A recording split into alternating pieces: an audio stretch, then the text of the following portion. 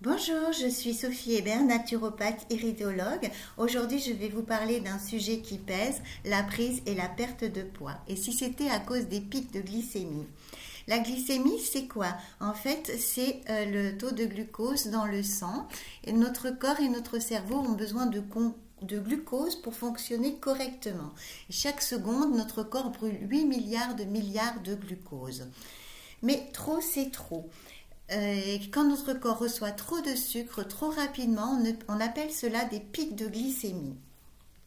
Je vais vous donner quelques équivalences. Par exemple, un sucre égale carré de chocolat, 5 morceaux de sucre, une pizza, et vous voyez 11 sucres, une barre de chocolaté au lait qu'on donne souvent à nos enfants pour goûter.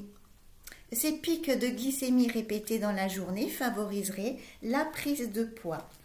Chaque repas riche en glucides, chaque prise de sucre rapide importante va entraîner un pic élevé, mais aussi environ 2 heures après, une chute, une hypoglycémie importante. Donc plus on aura le pic élevé, plus la chute sera importante.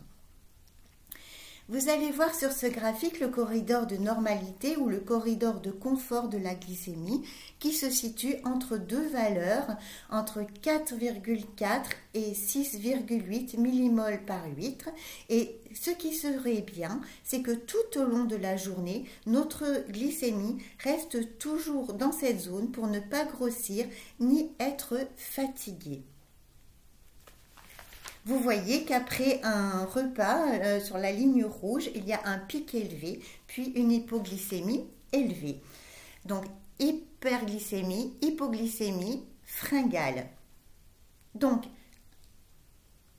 important, plus on grignote sucré, plus on aura des pics de glycémie, plus on aura des envies de sucre. 90% de la population a toujours un pic de glycémie, surtout après le repas et sans le savoir. Le prédiabète, n'attendez surtout pas, surveillez votre glycémie et demandez une analyse de sang à votre médecin. Vous voyez, le diabète risque de devenir une véritable pandémie.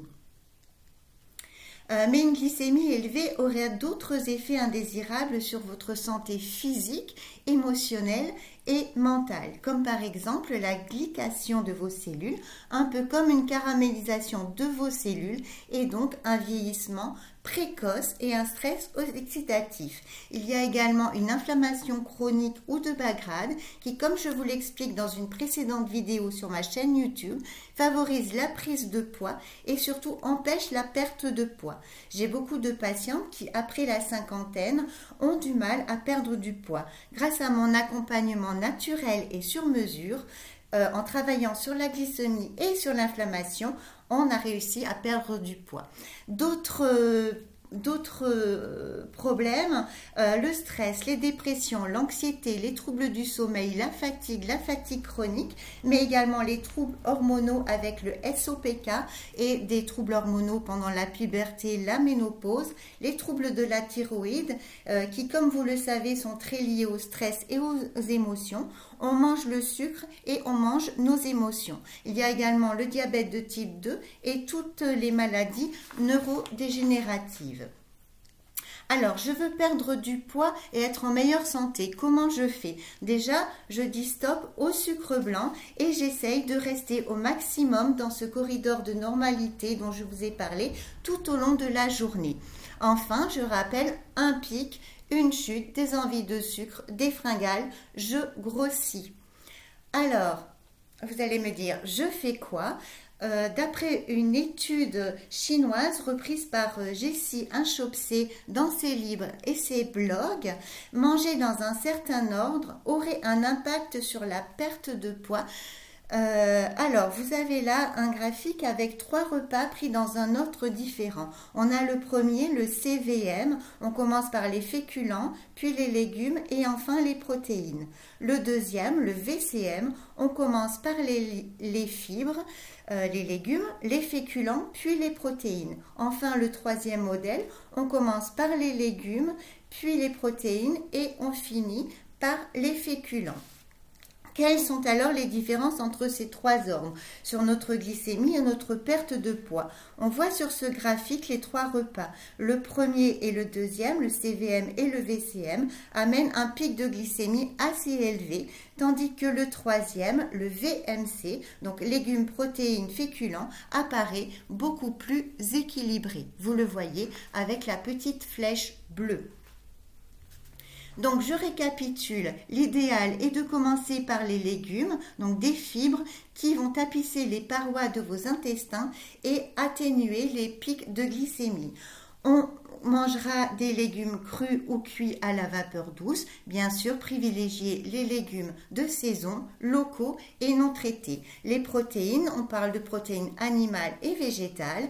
Et on finit par les féculents, donc principalement les pâtes, le riz, les pommes de terre, le pain. Pensez à faire attention au gluten, mais aussi aux féculents à IG bas. Et enfin, on a droit, si on a vraiment besoin, à un petit dessert. Mais sachez toutefois que le dessert, c'est pas automatique. C'est souvent par habitude et tradition que nous finissons par un repas de sucre. Mais si vous voulez commencer en douceur, il vaut mieux prendre un dessert que de grignoter ou de faire des goûters sucrés, ce qui va entraîner plusieurs pics dans la journée, comme vous le voyez sur ce schéma.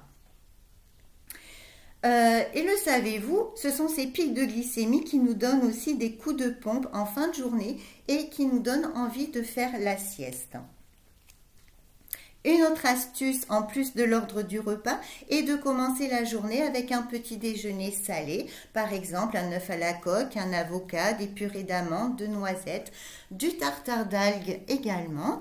Je vous donne là un tableau récapitulatif avec les différents indices glycémiques des farines que vous pouvez utiliser pour faire votre pain et vos gâteaux.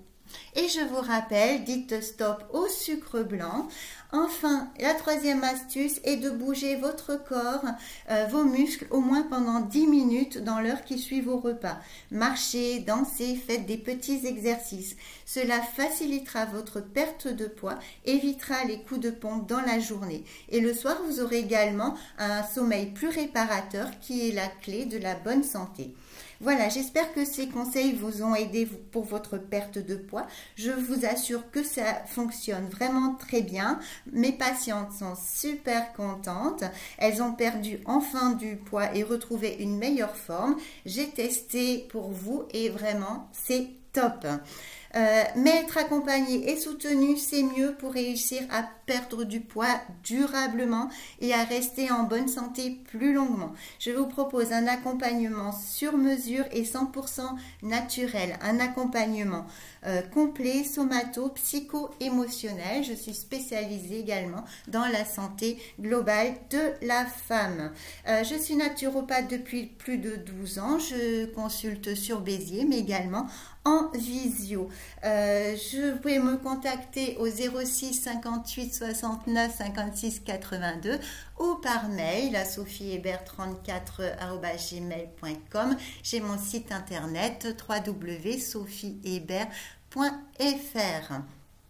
Enfin, je vous invite à à vous abonner à ma chaîne YouTube et surtout, je vous remercie pour votre écoute et partagez cette vidéo autour de vous. Bonne journée!